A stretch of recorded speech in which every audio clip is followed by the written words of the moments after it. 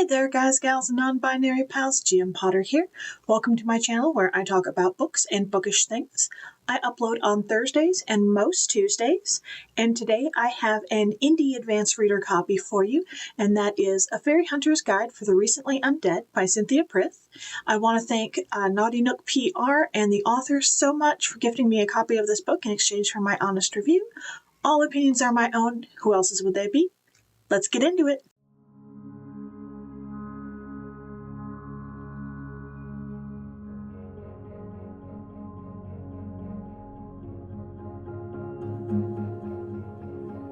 Okay, so this book is set to be book one of The Uncivil Wars by Cynthia Prith, and it looks like this is her debut book, and it's about a woman who is the daughter of a fairy hunter who finds herself unexpectedly resurrected and kidnapped by her mortal enemy, the Fae.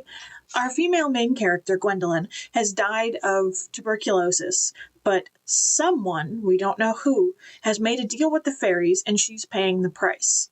Whenever she sleeps, she enters their realm. She's a fierce and vulnerable character.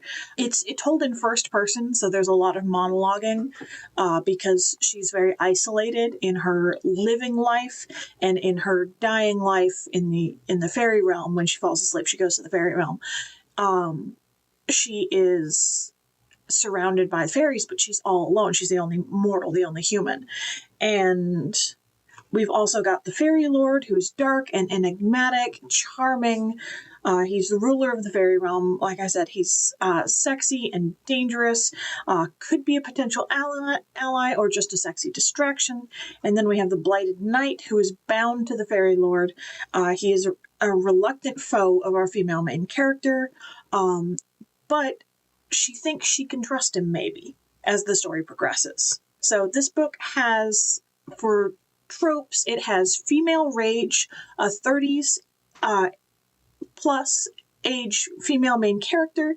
It's got enemies to lovers, forced proximity, slow burn, cursed banquets, haunting masquerades, devious fae, and stabby to the throat conversations.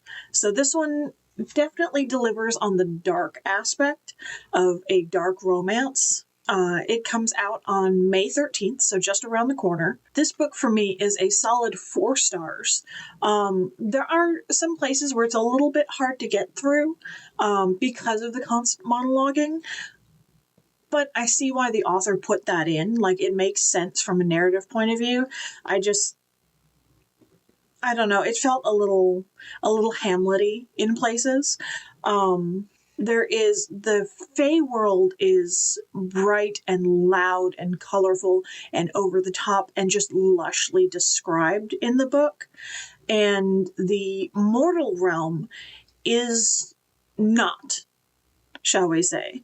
It kind of reminded me of Wizard of Oz in like a dark and twisted kind of way.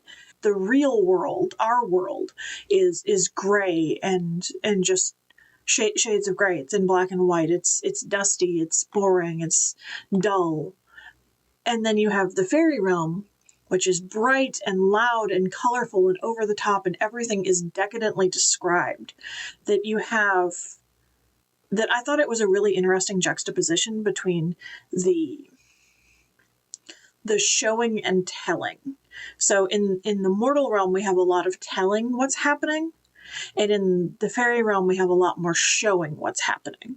And I thought that was really interesting because it's like one of them is supposed to be a living dream, but it's a waking nightmare. And the other one is where she needs to be. And it's just, for me, it was more introspective in a lot of places. And I like that in my literary fiction. I don't know if I like that in my romance, but I did like this one. I would say I like this one. This is one that I'll probably pick up.